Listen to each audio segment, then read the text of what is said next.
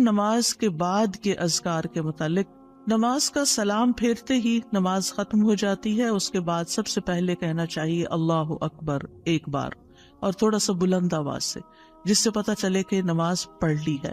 اللہ اکبر. ابن عباس کہتے ہیں میں نبی صلی اللہ علیہ وسلم کی نماز کے مکمل ہونے کو تکبیر کی وجہ سے سمجھ جاتا تھا. یعنی مثلا کوئی نفل پڑھ رہا ہے تو آپ کو نہیں پتہ چلتا کہ پڑھ چکا ہے یا نہیں، لیکن اگر اس نے بلند آواز سے کہہ دیا اللہ اکبر تو پتہ چل گیا کہ ہاں اس کی نماز مکمل ہو گئی ہے. کیوں اللہ اکبر کہیں؟ کہ اللہ ہر چیز سے بڑا. آپ دیکھیں ہم نے نماز کا آغاز کس سے کیا تھا؟ اللہ اکبر سے کیا تھا، اور نماز میں کئی بار ہم نے اللہ اکبر کہا. اور اب نماز کے اختتام پر بھی اللہ اکبر، رمضان کے اختتام پر بھی اللہ اکبر، یعنی اللہ کی تکبیر بیان کرنا. اللہ سبحانہ وتعالیٰ قرآن مجید میں فرماتے اتل ما اوحی الیک من الکتاب واقم الصلاۃ ان الصلاۃ تنہی عن الفحشاء والمنکر ولذکر اللہ اکبر واللہ یعلم ما تصنعون. کتاب میں سے جو آپ کی طرف وحی کیا گیا ہے اس کی تلاوت کیجیے اور نماز قائم کیجیے. بے شک نماز بے حیائی اور برائی سے روکتی ہے، اور یقیناً اللہ کا ذکر تو سب سے بڑی چیز ہے، اور اللہ کو معلوم ہے جو کچھ تم کرتے ہو. تو اللہ کا ذکر سب سے بڑی چیز، اور اس ذکر میں اللہ کو سب سے بڑا قرار دینا سب سے بڑی چیز. اور نبی صلی اللہ علیہ وسلم اور پھر صحابہ کا طریقہ بھی یہی تھا کہ آپ فرض نمازوں کے بعد ذکر کرتے اور آوازیں بلند کرتے. یعنی نماز کے بعد کا ذکر جو ہے اس میں آواز اونچی ہوتی ہے. ابن عباس اس بات سے معلوم کر لیتے کہ لوگوں نے سلام پھیر لیا ہے کیونکہ وہ ان کے ذکر کی آواز سنتے تھے. یعنی مطلب یہ ہے کہ نماز کے بعد اللہ اکبر بھی اونچی آواز میں، استغفر اللہ استغفر اللہ استغفر اللہ یہ بھی ذرا اونچی آواز میں. یعنی ایک ہوتا ہے سری ذکر، یعنی دل ہی دل میں پکارنا، اور ایک ہوتا ہے جاہری، جس میں یہ ذکر جو نماز کے بعد ہوتا ہے اس کو تھوڑا اونچی آواز میں کرنا چاہیے. اور جس طرح وتر ختم ہونے کے بعد سبحان الملک القدوس سبحان الملک القدوس سبحان الملک القدوس ذرا اونچی آواز میں کہنا چاہیے. تو نبی صلی اللہ علیہ وسلم اس ذکر کو ہمیشہ اونچی آواز میں کرتے تھے. ٹھیک ہے، یعنی آپ کی اقتداء، آپ کی پیروی ہر معاملے میں یہ عبادت کے درجات کو بڑھا دیتی ہے. اور اس میں ہم یہ بھی دیکھتے ہیں کہ صحابہ کرام جو تھے وہ نبی صلی اللہ علیہ وسلم کی صرف سنت کو نہیں، سیرت کو بھی آگے بیان کرتے تھے کہ آپ نے کوئی کام کیا اور کس طریقے سے کیا. مثلا ذکر کیا اور کس طرح کیا، بلند آواز سے کیا یا آہستہ آواز سے کیا، بیٹھ کر کیا یا کھڑے ہو کر کیا. اور پھر آپ دیکھیے کہ نماز کے بعد اذکار جو ہیں وہ زیادہ پسندیدہ ہیں، یعنی دعاؤں کی نسبت زیادہ اذکار. ٹھیک ہے، اور پھر اسی طرح آپ دیکھیے کہ دوسرا ذکر جو آپ کریں گے وہ ہے استغفر اللہ 3 بار، استغفر اللہ استغفر اللہ. صوبان کہتے ہیں رسول اللہ صلی اللہ علیہ وسلم جب اپنی نماز سے فارغ ہوتے تھے تو 3 مرتبہ استغفار فرماتے تھے، 3 بار استغفار کرتے. ولید کہتے ہیں میں نے اوزائی سے پوچھا آپ استغفار کس طرح فرمایا کرتے تھے؟ تو انہوں نے کہا آپ فرماتے تھے استغفر اللہ استغفر اللہ. اب نماز پڑھ لی ہے، استغفر اللہ کیوں؟ اس لیے کہ ہم تو نماز کا حق بھی ادا نہیں کرتے. ہمارا دھیان کہاں سے کہاں چلا جاتا ہے، ہم کئی دفعہ بھول جاتے ہیں، ہمیں سجدہ سہو کرنا تک یاد نہیں رہتا، ہمیں کچھ پتہ نہیں ہوتا ہم نے کون سی سورت پڑھی، کیا تلاوت کی. ہو سکتا ہے تلاوت میں کوئی غلطی کر دیں، ہو سکتا ہے کہ تسبیح کی جگہ کچھ اور پڑھ دیں بھول چوک کے. تو ہم نماز کے اندر بھی بہت کچھ غلط کرتے رہتے ہیں جانے انجانے. اور خاص طور پر جن لوگوں نے اپنی نماز کے پروننسیشن کی اصلاح نہیں کی وہ تو کچھ سے کچھ پڑھتے رہتے ہیں بعض اوقات. یعنی پروننسیشن صحیح نہ ہونا جو ہے وہ الفاظ کے مطلب کو ہی بدل دیتا ہے. اس لیے پہلی پرائرٹی میں کوئی ایسا ٹیچر ڈھونڈیے کہ جو آپ کی نماز سن کے اس کا پروننسیشن آپ کو ٹھیک کر دے. بہرحال نماز کے بعد استغفر اللہ استغفر اللہ. اور ایک اور چیز، نماز پڑھنے کے بعد انسان کو ایک فیلنگ ہوتی ہے کہ میں نے کچھ کیا ہے، لیکن جب انسان استغفر اللہ کہتا ہے تو اس میں عاجزی کا اظہار ہوتا ہے کہ اللہ تیرا حق ادا نہیں کیا، مجھے ابھی بھی گناہوں کی بخشش کی ضرورت ہے. اور آپ دیکھیے کہ یہ الفاظ نبی صلی اللہ علیہ وسلم ادا کرتے تھے جن کے اگلے پچھلے سارے گناہ معاف کر دیے گئے تھے. تو جو شخص نماز کے بعد استغفار پڑھتا ہے وہ اپنی نمازوں پر کبھی فخر غرور تکبر نہیں کر سکتا. کہ میں بڑا نمازی ہوں، میں بڑا پرہیزگار ہوں، میں بڑا عبادت گزار ہوں. نہیں، وہ یہ دیکھے گا کہ میں نے حق ادا نہیں کیا، میرے سے جو کمی کوتاہی ہوئی ہے اللہ تعالیٰ اس کو معاف کر دے. جو چیز مکمل طور پر ادا کرنی چاہیے تھی اس کو اس طرح نہیں ادا کیا، کچھ نہ کچھ کوتاہی واقع ہو گئی، تو اس بخشش کے طلب کرنے سے اللہ تعالیٰ کوتاہی سے درگزر فرما دے گا انشاءاللہ. اور ویسے بھی استغفار کرنے سے نقص یا کمی کوتاہی جو ہے اس کا ازالہ ہوتا ہے ہماری عام روزمرہ زندگی میں بھی. تیسرا ذکر، اب آپ دیکھ رہے ہیں یہ ذکر ہے، اللہ اکبر بھی ذکر ہے، استغفر اللہ بھی ذکر ہے، اور تیسرا یہ بھی ذکر ہے، اللہم انت السلام ومنک السلام تبارکت ذل جلال والاکرام. اے اللہ تو سراپا سلامتی ہے اور تجھی سے سلامتی حاصل ہوتی ہے، تو بڑی برکتوں والا ہے اے جلال و اکرام والے. یعنی استغفار کے بعد پھر فوراً بعد اللہ تعالیٰ کی تعریف اور یہ ذکر. السلام جو ہے یہ اللہ تعالیٰ کے ناموں میں سے ایک نام ہے، جس کا مطلب یہ ہے کہ اللہ تعالیٰ ہر طرح کی آفات سے، عیبوں سے، ہر طرح کے نقص سے سلامت ہے. کوئی چیز اس کو نقصان نہیں دے سکتی، نہ لوگوں کی باتیں جو اللہ تعالیٰ کے خلاف کرتے ہیں، یا لوگوں کے گمان، یا لوگوں کی نافرمانیاں اور گناہ اور عبادت نہ کرنا، اللہ کا حکم نہ ماننا. اللہ تعالیٰ کو کوئی چیز نقصان نہیں دیتی، وہ سلامت ہے، اس کو کسی کی ضرورت ہی نہیں ہے. یہ جو کچھ ہم کرتے ہیں، ذکر ہو، عبادت ہو، یہ اپنے ہی فائدے کے لیے کرتے ہیں، اللہ تعالیٰ پر کچھ احسان نہیں ہے. تو ہم یہ کہتے ہیں اللہم انت السلام، کہ اللہ تعالیٰ آپ سراسر سلامتی ہیں اور آپ کا ہر فعل جو ہے وہ ظلم سے سلامت ہے، پاک ہے، ہر شر سے پاک ہے. آپ کی تقدیر، آپ کے فیصلے، ہر چیز سلامتی پر مبنی ہے. وَمِنْكَ السَّلَامُ، سلامتی تیری ہی طرف سے آتی ہے، یعنی تو ہی سلامتی دیتا ہے یا تو ہی سلامتی کو روک لیتا ہے. سلامتی کا مالک بھی تو ہی ہے، تو سلامت رکھے تو ہم سلامت ہیں. تو یہ تعلق اللہ تعالیٰ سے انسان اپنا ظاہر کرتا ہے، انسان اپنے رب کے بارے میں کیا سمجھتا ہے. تبارکتا، تبارکتا کا لفظ برکت سے ہے، جس کا مطلب ہوتا ہے کثرت سے کسی چیز کا بڑھنا اور قائم رہنا، یعنی تیری خیرات و برکات بہت زیادہ ہیں.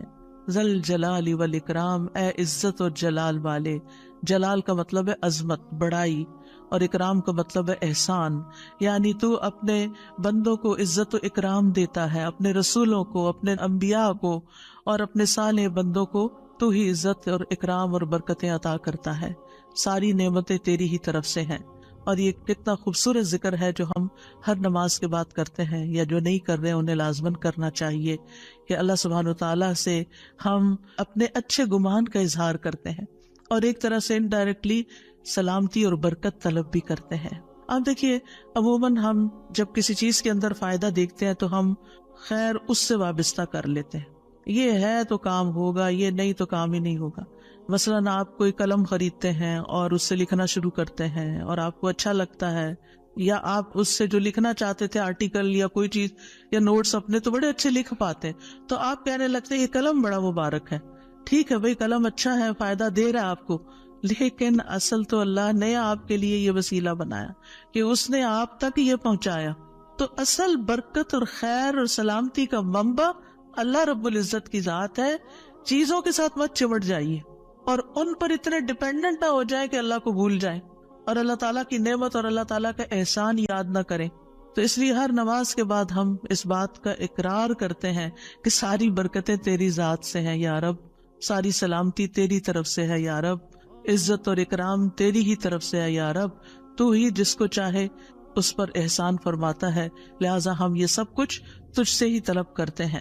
پھر آپ دیکھیے چوتھا ذکر ہے لا الہ الا اللہ وحدہ لا شریک لہ لہ الملک ولہ الحمد وہو علی کل شیء قدیر. یہ بھی آپ 3 بار پڑھ سکتے ہیں، یہ بھی ذکر ہے، یعنی 3 مرتبہ اللہ تعالیٰ کی توحید کا اقرار. مغیرہ بن شعبہ جو وحی کے کاتب تھے ان سے مروی ہے کہ معاویہ رضی اللہ عنہ نے مغیرہ کو لکھا کہ کوئی حدیث جو آپ نے رسول اللہ صلی اللہ علیہ وسلم سے سنی ہو وہ مجھے لکھ کر بھیجیں.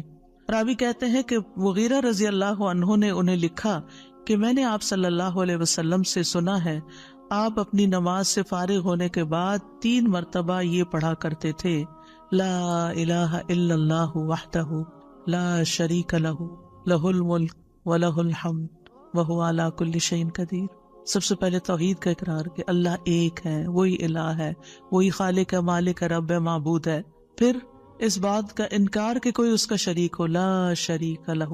اور پھر لہ الملک، بادشاہت بھی اسی کی ہے، معبود بھی وہی ہے، بادشاہ بھی وہی ہے، اور ایسا بادشاہ ہے وَلَهُ الْحَمْدُ کہ اس کی تعریف ہے.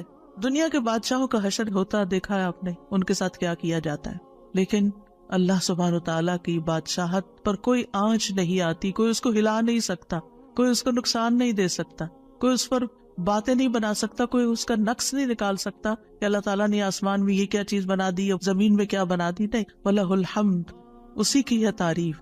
یعنی ایسا بادشاہ کہ جو قابل تعریف ہے، اور ایسا بادشاہ کہ وَهُوَ عَلَى كُلِّ شَيْءٍ قَدِيرٌ. دنیا کے بادشاہ انتہائی بے بس لاچار ہوتے ہیں، ان کے ہاتھ میں کچھ نہیں ہوتا، وہ انسانوں کے محتاج ہوتے ہیں، انسانوں کی خدمت کے، انسانوں کی مدد کے، انسانوں کے مال کے محتاج ہوتے ہیں. یہ بادشاہت کیا بادشاہت ہے جس کی ساری ڈیپینڈنسی لوگوں کے اوپر ہے.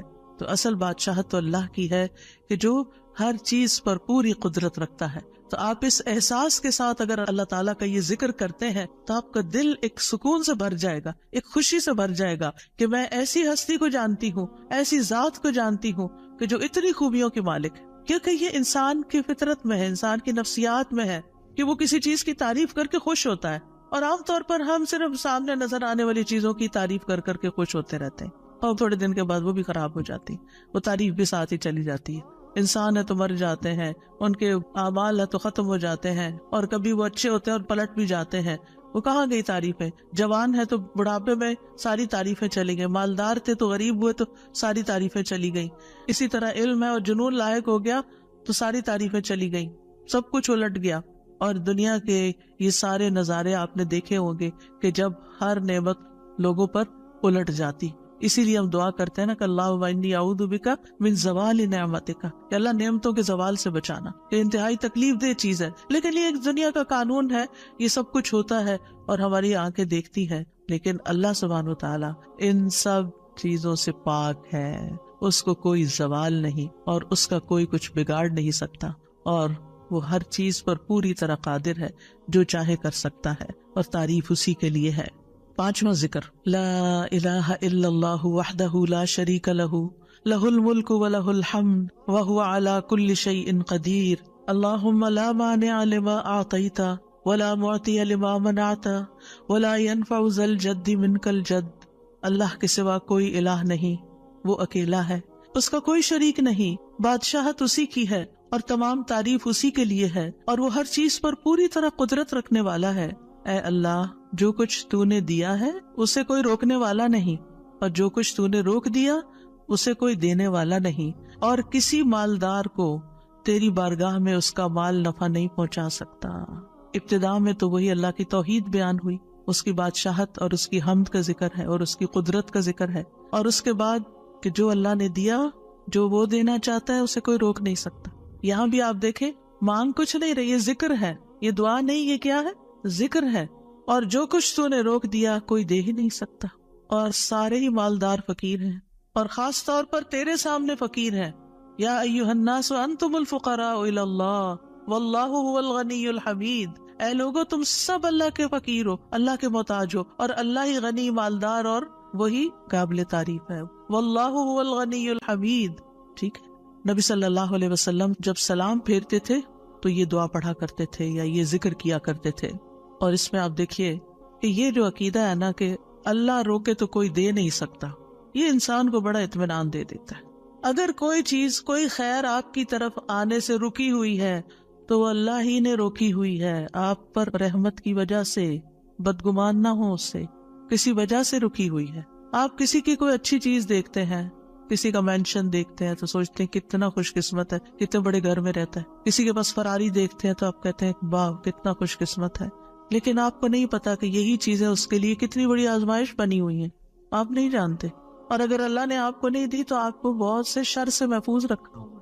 تو اللہ کا روکنا بھی خیر کا باعث ہوتا ہے. یہ سبق پکا کر لیں کہ جب اللہ تعالیٰ کوئی چیز نہیں دیتا یا دیر سے دیتا ہے یا روک لیتا ہے اور کوئی چارہ نہیں ہوتا، آپ کہتے ہیں میری کوئی دعا قبول نہیں ہو رہی، میرا کوئی طریقہ کام نہیں آ رہا، تو اس میں بھی کوئی خیر ہوتی ہے. کیونکہ جو اللہ نے مقدر میں لکھا ہے وہ پہنچ کے رہے گا. کوئی روک نہیں سکتا جو تو دے، اور کوئی دے نہیں سکتا جو تو روک لے. اور جسے اللہ نے آپ کے مقدر میں لکھا ہے وہ آپ تک آئے گا ہی آئے گا. سورۃ فاطر میں اللہ تعالیٰ فرماتے ہیں ما یفتح اللہ للناس من رحمت فلا ممسک لها وما یمسک فلا مرسل له من بعدہ وہو العزیز الحکیم. جو کچھ اللہ لوگوں کے لیے رحمت میں سے کھول دے اسے کوئی بند کرنے والا نہیں، اور جو وہ بند کر دے اس کے بعد اسے کوئی کھولنے والا نہیں. حدیث میں آتا ہے ما اصابک لم یکن لیخطئک وان ما اخطأک لم یکن لیصیبک. جو کچھ تمہیں پہنچا وہ تم سے خطا ہونے والا نہیں تھا، اور جو نہیں ملا وہ ہرگز ملنے والا نہیں تھا. قرآن مجید میں سورۃ الرعد میں اللہ تعالیٰ فرماتے ہیں وَإِذَا أَرَادَ اللَّهُ بِقَوْمٍ سُوءًا فَلَا مَرَدَّ لَهُ. جب اللہ کسی قوم کے ساتھ برائی کا ارادہ کر لیتا ہے تو اس کو کوئی پھیرنے والا نہیں، کوئی سپر پاور اس ملک کی مدد نہیں کر سکتی اگر اللہ نے اس کے لیے جنگ کا فتنہ یا کسی اور طرح کی کوئی آزمائش لکھی ہے. یہ اللہ کے فیصلے ہوتے ہیں. یا اللہ نے کسی قوم کو تباہ کرنے کا فیصلہ کر لیا ہو تو کوئی اس کو روک نہیں سکتا. لہٰذا ہمیں اللہ پر ہی بھروسہ کرنا چاہیے، اور ہر حال میں ایسی پریشان کن باتوں پر اللہ تعالیٰ ہی کی طرف رجوع کر لینا چاہیے. یاد رکھیے اگر کوئی چیز نہیں ملی تو اللہ تعالیٰ کو الزام مت دیں، اللہ تعالیٰ سے ناراض نہیں ہو، اللہ تعالیٰ سے بدظن نہیں ہو. یہ روکنا اس کی رحمت ہے. انسان اگر ان دو جملوں پر ایمان لے آئے تو پھر اس کا مکمل بھروسہ اللہ کی ذات پر ہو جائے گا. وہ رزق کے بارے میں اللہ پر ہی توکل کرے گا، نقصان کو دور کرنے اور بھلائی کو پانے کے لیے اللہ پر ہی بھروسہ کرے گا. وہ اللہ کو اپنے لیے کافی سمجھے گا. یعنی جہاں کہیں دل چھوٹا ہوا، جہاں کہیں کوئی پریشانی آئی، کہتے حسبی اللہ و نعم الوکیل. اللہ کار ساز یعنی کام بنانے والا اللہ ہی میرے لیے کافی ہے. وہ میرا کام بنائے گا، وہ میری مشکل آسان کرے گا. تو یہ توحید ربوبیت اور الوہیت پر مشتمل جملے ہیں. ابن تیمیہ کہتے ہیں یہ حدیث دو عظیم اصولوں پر مشتمل ہے. نمبر 1 توحید ربوبیت، اور وہ ہے جسے اللہ دینا چاہے اسے کوئی روک نہیں سکتا، اور جسے وہ روک دے اسے کوئی نہیں دے سکتا. بس بندہ اللہ ہی پر توکل کرتا ہے اور اسی سے مانگتا رہتا ہے، کیونکہ دینا جو اس نے ہے تو پھر کسی اور سے کیوں مانگے گا، کسی اور سے توقع لگا کے کیوں بیٹھ جائے گا، کسی اور کے در پہ کیوں جائے گا. اس کو پتا ہے صرف اللہ ہی نے کرنا ہے جو کرنا ہے. اس سے عقیدہ توحید پکا ہوتا چلا جاتا ہے کہ صرف اللہ ہی نے کرنا ہے. اور توحید الوہیت ولا ينفع ذا الجد منک الجد. عام طور پر انسان یہ سمجھتا ہے میرے پاس مال ہے مجھے کوئی مشکل نہیں. یعنی جب کوئی کام سامنے آتا ہے نا تو فوراً دیکھتا ہے کتنا ہے بینک میں، کتنا کیش رکھا ہے، کیا ہے میرے پاس، کتنی پراپرٹی ہے. یعنی فوراً انسان کا دماغ گھوم کے اس طرف چلا جاتا ہے نا بہت ہے، انف ہے، کام ہو جائے گا. اللہ چاہے گا تو ہوگا. صرف آپ کے مال سے کچھ نہیں ہوتا. آپ سارا لگا دیں بزنس میں پورا لاس ہو سکتا ہے. پھر بتائیے آپ کے مال نے آپ کو کیا فائدہ دیا؟ کچھ نہیں ہو سکتا جب تک اللہ نہ چاہے. مال بھی جب فائدہ دیتا ہے جب اللہ چاہتا ہے، اولاد بھی جب فائدے کی ہوتی ہے جب اللہ چاہتا ہے. کسی انسان سے فائدہ صرف اس وقت پہنچتا ہے جب اللہ چاہتا ہے. آپ نے دیکھا ہوگا کتنے ہی اچھے سے اچھے لوگ ہوتے ہیں ہر وقت کام آنے والے. ایک وقت ایسا آتا ہے وہ ایسے بےچارے مجبور ہوتے ہیں کہ ان کو نہ کرنی پڑتی ہے کہ بھائی سوری یہ نہیں کر سکتے، کیونکہ سب کچھ ان کے اختیار میں نہیں ہے، سب کچھ ان کے بس میں نہیں ہے. اسی طرح انسان کے پاس بعض اوقات کوئی عہدہ ہوتا ہے، انفلوئنس ہوتا ہے، وہ سمجھتا ہے یہ عہدہ ہے میرے پاس میں سب کچھ کر سکتا. نہیں کر سکتے. آپ نے دیکھا ہوگا دنیا کے بڑے بڑے ملکوں کے جو حکمران ہوتے ہیں کتنے بے بس ہوتے ہیں، کچھ بھی نہیں ہوتا ان کے ہاتھ میں، اپنی تقدیر نہیں بنا سکتے، اپنا فائدہ نہیں کر سکتے. اور پھر آپ دیکھیے کہ اللہ سبحانہ و تعالیٰ دنیا اسے بھی دیتا ہے جس سے وہ محبت کرتا ہے، اور اسے بھی دیتا ہے جس سے وہ محبت نہیں کرتا. لیکن یاد رکھیے ایمان اس کو دیتا ہے، دین کی سمجھ اس کو دیتا ہے جس سے وہ محبت کرتا ہے. وَمَن يُرِدِ اللَّهُ بِهِ خَيْرًا يُفَقِّهُ فِي الدِّينِ. دنیا تو سب کے پاس، مومن مسلم کافر سب کے پاس ہو سکتی ہے. دنیا کے بڑے بڑے فائدے ہر ایک کو مل سکتے ہیں، لیکن دین اس کو ملتا ہے جس سے اللہ محبت کرتا ہے. لہٰذا انسان کو اللہ ہی کی طرف رغبت کرنی چاہیے، اور کبھی بھی اپنے مال پہ، اپنے جاہ پہ، اپنے ریسورسز پہ، اپنی قوتوں پر، اپنے علم پر کبھی بھروسہ نہیں کرنا چاہیے کہ یہ میرے لیے کچھ بنائیں گے اور ان کی وجہ سے میں آگے بڑھ جاؤں گا اور ان کی وجہ سے میرا بہت فائدہ ہوگا. کہ اللہ فائدہ لائے گا نا، ان میں سے کوئی ایک چیز بھی آپ کے پاس نہیں ہوگی تو آپ کا کام بن جائے گا.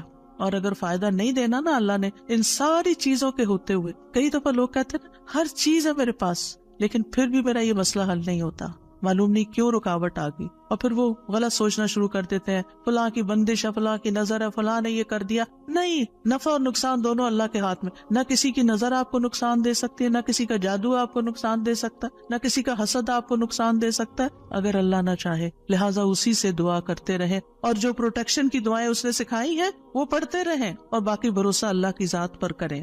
پھر چھٹا ذکر ہے لا الہ الا اللہ وحدہ لا شریک لہ لہ الملک ولہ الحمد وہو علی کل شیء قدیر لا حول ولا قوة الا باللہ لا الہ الا اللہ ولا نعبد الا ایاہ لہ النعمۃ ولہ الفضل ولہ الثناء الحسن لا الہ الا اللہ مخلصین لہ الدین ولو کرہ الکافرون. اللہ کے سوا کوئی الہ نہیں، وہ اکیلا ہے، اس کا کوئی شریک نہیں، بادشاہت اسی کی ہے اور تمام تعریف اسی کے لیے ہے، اور وہ ہر چیز پر پوری طرح قدرت رکھنے والا ہے، اور گناہ سے بچنے کی طاقت اور نیکی کرنے کی طاقت اللہ کے سوا کوئی دینے والا نہیں، اللہ کے سوا کوئی الہ نہیں. ہم صرف اسی کی عبادت کرتے ہیں، اسی کی ساری نعمتیں ہیں، اسی کا سارا فضل ہے، اور اسی کے لیے خوبصورت تعریف ہے. اللہ کے سوا کوئی الہ نہیں، ہم اسی کے لیے دین میں اخلاص رکھنے والے ہیں، اگرچہ کافر ناپسند کریں. ابن زبیر سلام پھیر کر ہر نماز کے بعد یہ کہتے، اور راوی کہتے ہیں کہ انہوں نے کہا کہ رسول اللہ صلی اللہ علیہ وسلم ہر نماز کے بعد ان کلمات کے ساتھ تحلیل کیا کرتے تھے، یعنی اللہ تعالیٰ کی حمد و ثنا بیان کرتے تھے. یہ بھی کیا ہے نماز کے بعد کا ذکر. اور اس میں آپ دیکھیے لا الہ الا اللہ وحدہ کے علاوہ لا حول ولا قوة الا باللہ، لا حول ولا قوة الا باللہ، کہ کوئی پھیرنے کی قوت یعنی کسی برائی کو نقصان کو دور کرنے کی، اور اسی طرح کوئی فائدہ حاصل کرنے کی قوت اللہ ہی کے پاس ہے. کسی گناہ سے دور ہونے اور کسی نیکی کے کرنے کی ہمت طاقت اللہ ہی کے پاس ہے. تو یہ لا حول ولا قوة الا باللہ بہت فائدہ دیتا ہے، اور اس کی کثرت کرنے کو کہا گیا ہے. اور لا الہ الا اللہ ولا نعبد الا ایاہ، ہم صرف اسی کی عبادت کرتے ہیں. لہ النعمۃ ولہ الفضل ولہ الثناء الحسن، نعمت بھی اور فضل بھی اور اچھی تعریف سب اللہ ہی کے لیے ہے، اور ہم مخلص ہو کر اللہ کی عبادت کرتے ہیں. مخلصین لہ الدین لا الہ الا اللہ ولو کرہ الکافرون، اگرچہ کافر ناپسند کریں، ان کو ہماری توحید اچھی نہ لگے، لیکن پھر بھی ہم صرف ایک اللہ ہی کو مانتے ہیں. ساتویں چیز ہے تسبیحات. سبحان اللہ 33 بار، الحمدللہ 33 بار، اور اللہ اکبر 33 بار، اور 34ویں بار لا الہ الا اللہ وحدہ لا شریک لہ لہ الملک ولہ الحمد وہو علی کل شیء قدیر. ہر نماز کے بعد ان تسبیحات کو پڑھنے کی فضیلت کیا ہے؟ ابو ہریرہ کہتے ہیں رسول اللہ صلی اللہ علیہ وسلم نے فرمایا، جس آدمی نے ہر نماز کے بعد 33 مرتبہ سبحان اللہ، 33 مرتبہ الحمدللہ اور 33 مرتبہ اللہ اکبر کہا تو یہ 99 کلمات ہو گئے. اور 100 کا عدد پوری کرنے کے لیے لا الہ الا اللہ وحدہ لا شریک لہ یہ ذکر کر لیا تو اس کے سارے گناہ معاف کر دیے جائیں گے، چاہے وہ سمندر کی جھاگ کے برابر ہو. یعنی 100 کا عدد پورا کرنے کے لیے کیا پڑھنا ہے؟ لا الہ الا اللہ وحدہ لا شریک لہ لہ الملک ولہ الحمد وہو علی کل شیء قدیر. رسول اللہ صلی اللہ علیہ وسلم نے فرمایا ہر نماز کے بعد کچھ ایسے اذکار ہیں جن کو پڑھنے والا یا جن کو کرنے والا کبھی محروم نہیں ہوتا، جن میں سے سبحان اللہ 33 بار، الحمدللہ 33 بار اور 34 بار اللہ اکبر. یعنی اگر لا الہ الا اللہ پورا نہیں پڑھ سکتے تو اللہ اکبر کو 34 بار کر کے 100 کی گنتی پوری کر لیں.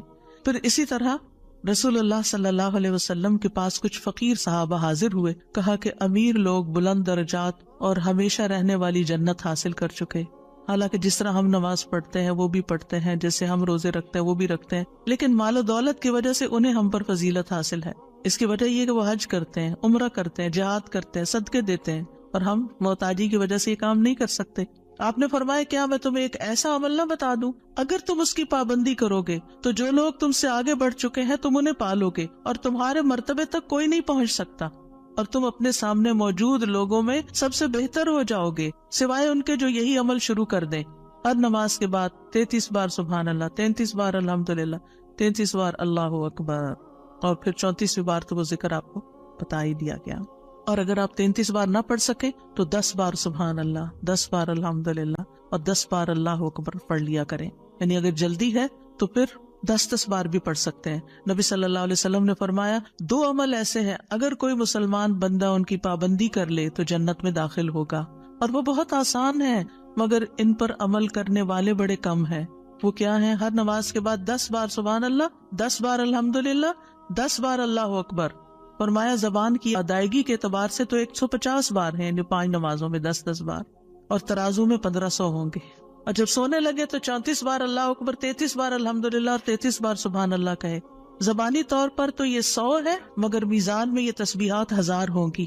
اور وہ کہتے ہیں یقیناً میں نے رسول اللہ صلی اللہ علیہ وسلم کو دیکھا، آپ انہیں اپنے ہاتھ سے شمار کرتے تھے. اور پھر کہتے ہیں دائیں ہاتھ سے، تو کرنے کا طریقہ کیا ہے؟ 3 دفعہ اوپر کو جائیے سبحان اللہ سبحان اللہ سبحان اللہ، اور 3 دفعہ نیچے کو آ جائیے سبحان اللہ سبحان اللہ سبحان اللہ. ایک انگلی پہ 6 بار ہو گیا، تو آپ کی 5 انگلیاں، تو 5 کو 6 دفعہ ضرب دیں تو کیا ہوتا ہے؟ 30، اور 3 دفعہ اور پڑھ لیں، اور اگر 34 ہے تو ایک اور پڑھ لیں. تو اس طرح ایک ہی ہاتھ پر، دائیں ہاتھ پر یہ تسبیحات آسانی سے پڑھی جا سکتی ہیں، کیونکہ ہاتھ سے تسبیح کرنا زیادہ پسندیدہ ہے. حضرت عبداللہ بن عمر کہتے ہیں میں نے رسول اللہ صلی اللہ علیہ وسلم کو دیکھا، آپ داہنے ہاتھ کی انگلیوں پر تسبیح کو شمار کرتے تھے، اور آپ نے صحابیات کو حکم دیا تھا کہ وہ اللہ کی تکبیر، تقدیس، تحلیل کی پابندی اختیار کریں اور اپنی انگلیوں پر شمار کریں، کیونکہ ان سے سوال ہوگا اور یہ بلوائی جائیں گی. قیامت کے دن ہاتھ بولیں گے، تو اگر ان پہ تسبیح آپ پڑھتے ہیں تو یہ بول کے بتائیں گے ہم تو اللہ کا ذکر کرتے رہے. 8ویں چیز ہے آیت الکرسی.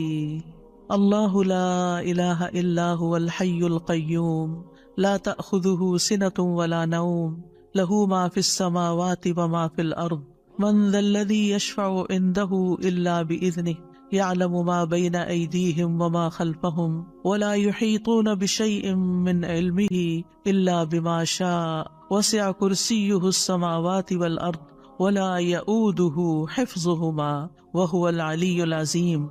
پورا اللہ کا تعارف ہے.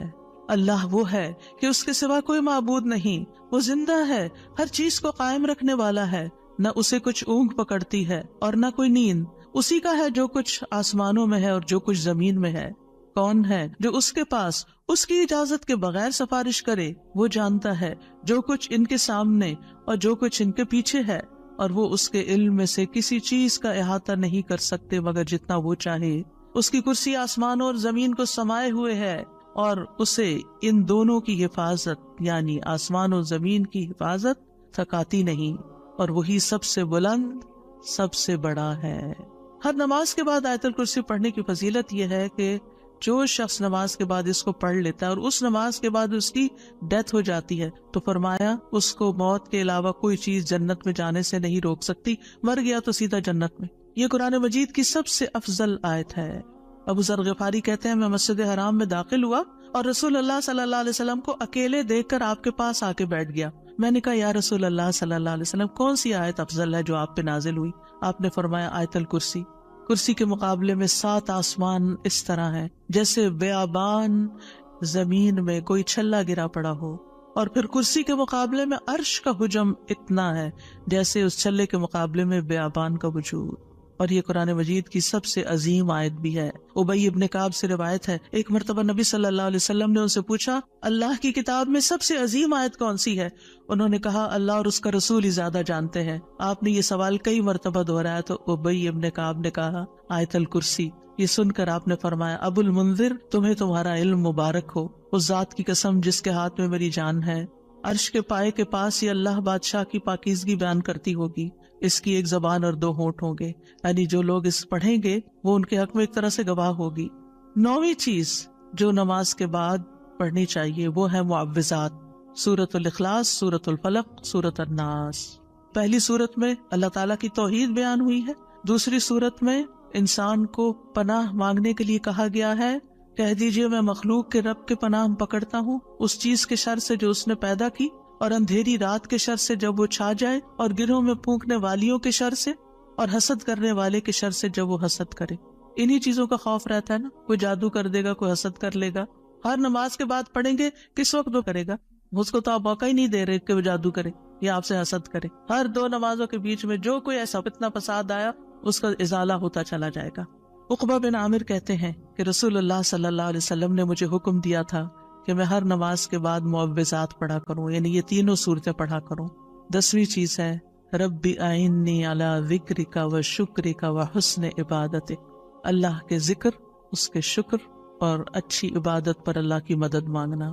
معاذ بن جبل کہتے ہیں کہ رسول اللہ صلی اللہ علیہ وسلم نے میرا ہاتھ پکڑا اور فرمایا، اے معاذ، اللہ کی قسم میں تم سے محبت کرتا ہوں۔ کتنے خوش قسمت تھے معاذ رضی اللہ عنہ۔ میں نے عرض کیا، یا رسول اللہ صلی اللہ علیہ وسلم، میں بھی آپ سے محبت کرتا ہوں۔ تو رسول اللہ صلی اللہ علیہ وسلم نے فرمایا، تم پابندی سے ہر نماز میں یہ دعا مانگا کرو، رب اعنی علی ذکرک و شکرک و حسن عبادتک۔ معاذ رضی اللہ عنہ جو ہیں 33 سال کی عمر میں امواس کے تعاون میں شہید ہو گئے تھے۔ He was only 33 years old۔ ان کا مقام کیا تھا؟ آپ کی بشارت کے مطابق وہ جنت میں علماء کے قائد ہوں گے، یعنی علماء امت کے جو عالم ہیں ان کو جنت کی طرف لیڈ کر رہے ہوں گے۔ کس وجہ سے؟ آپ صلی اللہ علیہ وسلم نے ان سے محبت کا اظہار کیا، علم کی وجہ سے۔ علم کے حریص تھے اور نیکی کے کاموں میں آگے آگے، اور اتنی چھوٹی عمر میں عین جوانی کے وقت فوت بھی ہو گئے، اور کتنا بڑا درجہ اور مقام پا گئے۔ ہمیں آج تک یہ سمجھ نہیں آتی کہ کون سے کام ایسے کریں کہ جس سے اللہ کی محبت ملے، جس سے اللہ کا قرب نصیب ہو، اور جس سے ہمیں رسول اللہ صلی اللہ علیہ وسلم کی محبت اور آپ کی شفاعت نصیب ہو۔ تو یہ ایک دعا ہے ان دعاؤں میں سے جو آپ نے خاص طور پر حضرت معاذ کا ہاتھ پکڑ کے، قسم کھا کے، محبت کا اظہار کر کے آپ کو یہ دعا سکھائی۔ چند لفظ ہیں، کیا ہمارے لیے یہ پڑھنا بھی مشکل ہے؟ پھر ہم اپنے لیے اس دنیا سے کیا کما رہے ہیں؟ اگر ہمیں اتنی بھی توفیق نہیں کہ نماز کے بعد ٹک کے یہ 4 کلمے پڑھ لیں، تو پھر ہماری نمازیں کیا ہیں؟ ہم نے کیا مانگا اللہ سے؟ ہم تو دنیا کی اور آخرت کی خیر سے محروم ہو گئے۔ اور یہ دعا آپ دیکھیے، اللہم سے بھی شروع ہوتی ہے اور ربی سے بھی شروع ہوتی ہے۔ دونوں کا ایک ہی تقریباً مطلب ہے، ایک میں الوہیت ہے اور ایک میں ربوبیت ہے۔ یعنی میں اللہ سے درخواست کرتا ہوں کہ اے اللہ، مجھے اپنے ذکر پر، اور ذکر میں قرآن، نماز، تہلیل، تسبیح، استغفار، درود، سب چیزیں شامل ہیں، اللہ مجھے توفیق دے۔ اور پھر وہ شکر کی بھی توفیق دے۔ اور آپ دیکھیے کہ جب ہم دعا مانگتے ہیں نا کہ اللہم اعنی علی ذکرک، تو مطلب یہ ہے کہ ہماری زبان جو ہے وہ آپ کی اطاعت کرتی رہے، وہ کلمات بولتی رہے جس سے آپ کا ذکر ہوتا رہے۔ یعنی ایک تو ہے یہ مسنون اذکار ان کا پڑھنا، اور ایک یہ ہے کہ اللہ تعالیٰ کی نعمتوں کا ذکر کرنا، اللہ تعالیٰ کے احسانات کا ذکر کرنا، اللہ تعالیٰ کی قدرت کی نشانیوں کا ذکر کرنا، اللہ کے فضل کا ذکر کرنا۔ وَأَمَّا بِنِعْمَةِ رَبِّكَ فَحَدِّثْ، یہ بھی ذکر ہے۔ آپ اپنے بچوں کے ساتھ بات کر رہے ہیں اور اللہ تعالیٰ کے بارے میں کوئی بات کر رہے ہیں، دین کے بارے میں کوئی بات کر رہے ہیں، تو یہ بھی ذکر میں شمار ہو۔ تو اللہ مجھے توفیق دے، اللہ میری مدد کر، کیونکہ ہمارے پاس وقت بھی ہوتا ہے، ہمارے پاس صلاحیت بھی ہوتی ہے، لیکن ہم توجہ نہیں کرتے، ہم کرتے نہیں ہے کام، کیونکہ توفیق نہیں ہوئی نا۔ تو ہر نماز کے بعد، چونکہ فرض کے بعد دعا قبول ہوتی ہے، تو یہ دعا مانگنے کو کہا گیا۔ اور بعض کہتے ہیں اس کو سلام پھیرنے سے پہلے بھی پڑھ سکتے ہیں، جیسے رب اجعلنی پڑھتے ہیں، یا اور کل جو میں نے آپ کو دعائیں بتائی تھی آخر میں نماز کے اختتام پر سلام سے پہلے، وہ سب مسنون اذکار تھے، لیکن علماء نے اس کے علاوہ جیسے رب اجعلنی مقیم الصلاۃ، یہ نبی صلی اللہ علیہ وسلم نے نہیں سکھائی ہمیں کہ نماز کے بعد ضروری یہی پڑھی جائے، لیکن علماء نے کہا کہ جیسے اللہ کی حمد و ثنا ہوتی ہے تشہد میں، پھر اس کے بعد درود شریف ہے، اور پھر اس میں والدین اور اولاد دونوں کے لیے دعا ہے تو یہ پڑھ لیں۔ اس کے علاوہ جو چاہے قرآنی اور مسنون دعا یہاں بیٹھ کے پڑھیں، کیونکہ نماز کے اندر دعا مانگنا نماز کے بعد کی دعا سے افضل ہے، قبولیت کے زیادہ چانسز ہیں، جس سے اکثر لوگ غافل ہیں۔ سلام پھیرنے سے پہلے اللہم انی اسألک الجنۃ واعوذ بک من النار 3 دفعہ یہ پڑھ لیں، جو آپ کا دل چاہے پڑھیں، بس اردو میں نہیں، عربی میں یاد کریں کچھ دعائیں، قرآنی دعائیں، مسنون دعائیں اس وقت پڑھتے رہیں۔ تو پھر دوسرا ہے وہ شکر کا۔ شکر کہاں سے ادا ہوتا ہے؟ زبان سے بھی ہوتا ہے، لیکن اس کا اصل مقام دل ہے، وہ دل سے اٹھتا ہے۔ ذکر کی بات کر کے ہم نے کہا کہ اللہ ہماری زبان کو اپنی اطاعت کی توفیق دے، اور شکر کی بات کر کے ہم نے کہا کہ اللہ ہمارے دل کو اپنے ذکر کی توفیق دے، اپنی یاد کی توفیق دے، اور شکر ادا کرنے کی توفیق دے۔ یعنی میں ساری ظاہری اور باطنی نعمتوں پر اللہ کا شکر ادا کرنے کی توفیق مانگتا ہوں، یہ مطلب ہے اس دعا کا۔ زبان کا شکر کیا ہے کہ بندہ اللہ کی نعمتوں کا ذکر کرتا ہے، اور اعضاء سے شکر کیا ہے کہ بندہ اللہ کی اطاعت کے کام کرتا ہے، کیونکہ اللہ تعالیٰ نے آل داؤد کو کیا کہا تھا؟ اعملوا آل داؤد شکرا وقلیل من عبادی الشکور، اے داؤد کے گھر والو، شکر ادا کرنے کے لیے عمل کرو، اور میرے بندوں میں کم ہی شکر گزار ہیں۔ اللہ کا شکوہ ہے بندوں سے، کم ہی شکر گزار۔ کیوں؟ اس لیے کہ شیطان نے کہا تھا وَلَا تَجِدُ أَكْثَرَهُمْ شَاكِرِينَ، کہ انسانوں کی اکثریت کو آپ شکر کرنے والا نہیں پائیں گے، اور وَلَقَدْ صَدَّقَ إِبْلِيسُ ظَنَّهُ، ابلیس نے اپنا گمان سچ پایا کہ بندوں کو شکر سے ہٹا دیا۔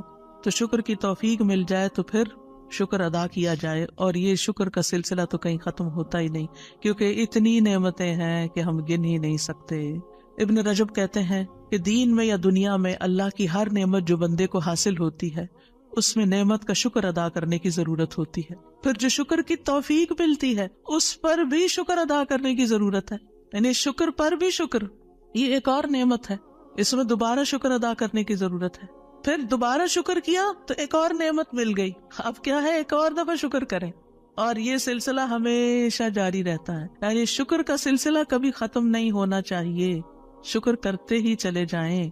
وحسن عبادتک، اور اپنی خوبصورت عبادت کی توفیق عطا فرما، اور خوبصورت عبادت اسی وقت ہو سکتی ہے جب اس میں اخلاص ہو اور نبی صلی اللہ علیہ وسلم کی اتباع ہو، اطاعت ہو۔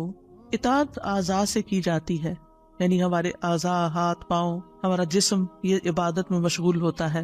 بعض اوقات ہم ڈھیروں عبادت کر لیتے، ڈھیر سارے نفل پڑھ لیتے، بہت کچھ کر لیتے، لیکن اس کو کوئی کوالٹی نہیں ہوتی۔ یہاں یہ نہیں کہا گیا کہ کثیر عبادتک، یہاں کیا کہا گیا؟ حسن عبادتک، کہ اللہ خوبصورت عبادت کی توفیق دے۔ امام ابن تیمیہ کے بارے میں آتا ہے کہ جب وہ قید ہوئے تو اپنے سجدوں میں یہ دعا پڑھا کرتے تھے، اللہم اعنی علی ذکرک و شکرک و حسن عبادتک، کیونکہ اللہ کی توفیق کے بغیر ہم یہ کام نہیں کر سکتے۔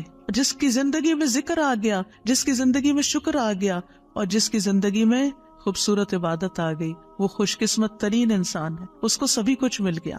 اور جو ان چیزوں سے محروم ہے پھر ہر خیر سے محروم ہے، چاہے دنیا کی قارون جیسی دولت اس کے پاس کیوں نہ ہو، پوری دنیا اس کی فین ہو، اس کی تعریفیں کرے اور اس کی فدائی شدائی ہو، کوئی فائدہ نہیں ہے۔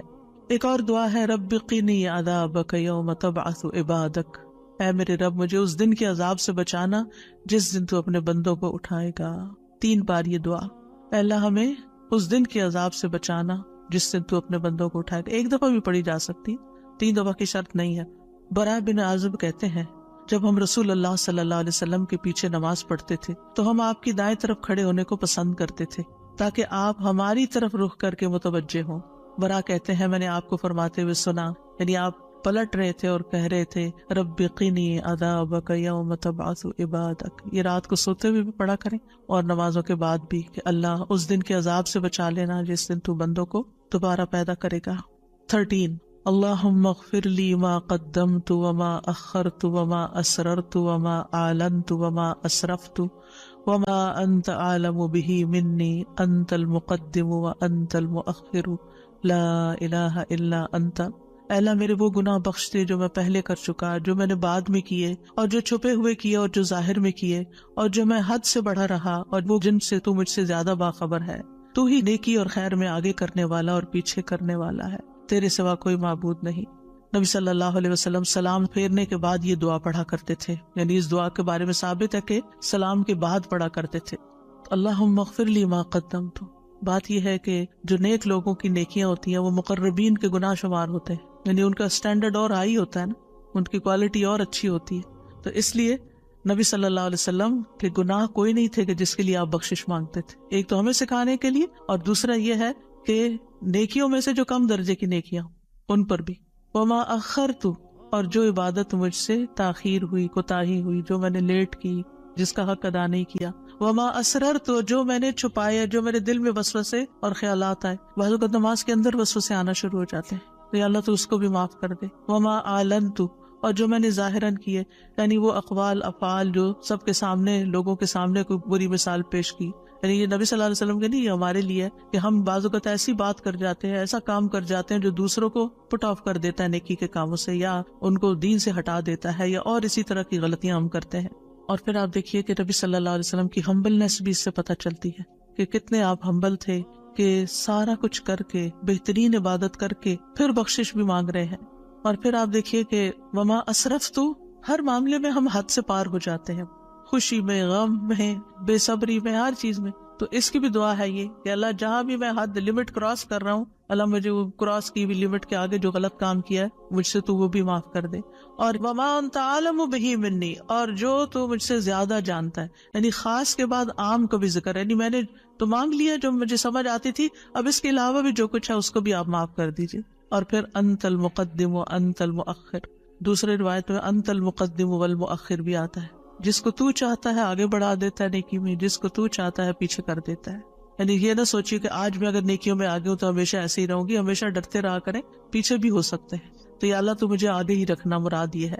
اور اگر نبی صلی اللہ علیہ وسلم کے بارے میں ہے تو آپ کی نبوت سب سے آخر میں تھی، وہ ایک پازیٹیو سینس میں ہے، انت المقدم و انت المؤخر. اور پھر اسی طرح یہ ہے کہ قیامت کے دن سب سے پہلے آپ اٹھائے جائیں گے، حالانکہ دنیا میں آپ کی نبوت سب سے آخر میں تھی. تو یہ اللہ تعالیٰ کا فیصلہ ہوتا ہے. جس چیز پر وہ چاہتا ہے اپنے بندوں کو اتارتا ہے، جس کو چاہتا ہے آگے بڑھاتا ہے، جس کو چاہتا ہے عزت دیتا ہے، جس کو چاہتا ہے ذلت دیتا ہے. اور بندوں کے ایک دوسرے پر درجات ہیں. نمبر 14 سبحانک اللہم و بحمدک استغفرک و اتوب الیک. یہ مجلس کے اختتام پر بھی اور نماز کی دعاؤں کے اختتام پر بھی پاک ہے تو اے اللہ، تیری ہی حمد ہے، میں تجھ سے بخشش مانگتا ہوں، تیری ہی طرف میں رجوع کرتا ہوں. یہ اچھے عمل پر مہر لگانے والے کلمات ہیں. حضرت عائشہ سے روایت ہے کہ رسول اللہ صلی اللہ علیہ وسلم جب کسی مجلس میں بیٹھتے یا نماز پڑھتے یا کچھ کلمات پڑھتے، حضرت عائشہ نے ان کے بارے میں پوچھا تو آپ نے فرمایا اگر کسی شخص نے اس مجلس میں اچھی باتیں کی ہوں گی تو یہ کلمات قیامت تک ان باتوں کے لیے مہر بن جائیں گے، اور اگر اس نے اس مجلس میں کوئی فضول بات کی ہے تو یہ اس کے لیے کفارہ بن جائیں گے. اور اس کے دیگر روایات بھی ہیں، یعنی دیگر طرق بھی ہیں اس دعا کے. اور پھر ایک اور دعا، رب اغفر لی وتب علی انک انت التواب الغفور. اے اللہ تو مجھے بخش دے اور میری توبہ قبول کر، بے شک تو بہت توبہ قبول کرنے والا، بہت بخشش فرمانے والا ہے. فجر اور مغرب کی نماز کے بعد کا خاص ذکر لا الہ الا اللہ وحدہ لا شریک لہ لہ الملک ولہ الحمد یحیی و یمیت وہو علی کل شیء قدیر. اللہ کے سوا کوئی الہ نہیں، وہ اکیلا ہے، اس کا کوئی شریک نہیں، بادشاہت اسی کی ہے، تمام تعریف اسی کے لیے ہے، اور وہ ہر چیز پر پوری قدرت رکھنے والا ہے. اور سلام کے بعد تشہد کی حالت میں اگر آپ بیٹھے بیٹھے یہ ذکر کرتے ہیں، یعنی مصلی سے اٹھنے سے پہلے یہ ذکر کرتے ہیں، تو نبی صلی اللہ علیہ وسلم نے فرمایا جس نے نماز مغرب اور صبح کی نماز کے بعد اتحیات میں اٹھنے سے پہلے اپنی ٹانگ کو دوہرا کیے ہوئے، یعنی جس پوزیشن میں آپ بیٹھے اسی پوزیشن میں بیٹھے بیٹھے 10 بار یہ ذکر کیا، اللہ تعالیٰ اس کے لیے 10 نیکیاں لکھ لیتا ہے، 10 گناہ اس سے دور کر دیتا ہے، 10 درجے اس کے بلند کر دیتا ہے.